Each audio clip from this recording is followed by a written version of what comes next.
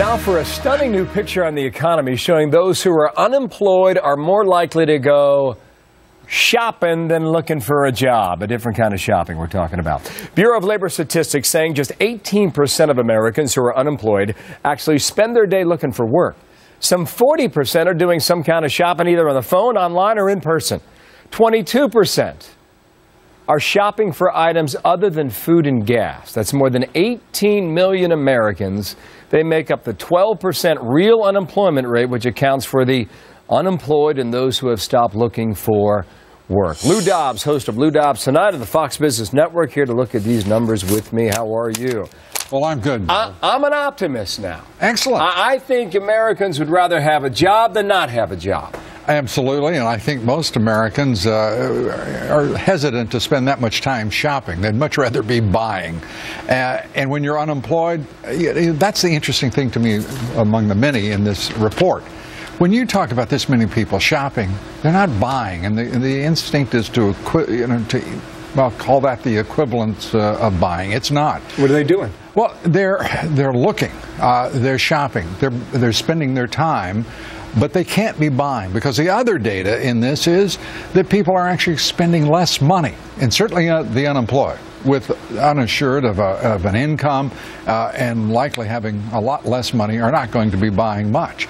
So we have a lot of just colliding data that is suggesting that we have some real problems in the economy, certainly in the reporting on it, whether it be GDP growth. You remember, second quarter revised to 4.2% growth after losing over 1% in the first quarter.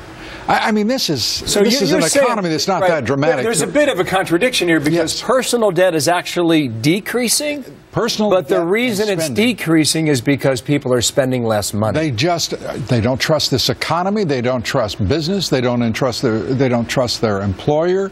They don't trust the future in this country right now, because we have extraordinarily weak political leadership.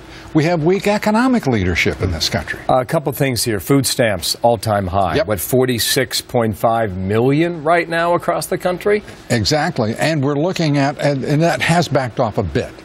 But when you're looking at nearly 50 million Americans on food stamps, and you've got over 92 million Americans out of the workforce, the lowest labor force participation rate in over 35 years. Yeah. I mean, this is an economy, and we have a president who has the gall to go out before a press conference a week and a half ago and say, let's start with the good news. We're building jobs. We're doing. Yeah, you can debate that. I mean, as to whether or not that number is significant or not. A couple quick things here. Yes, labor force participation rate in August, 62.8%. Right. I mean, that number's been that way for years, by the way.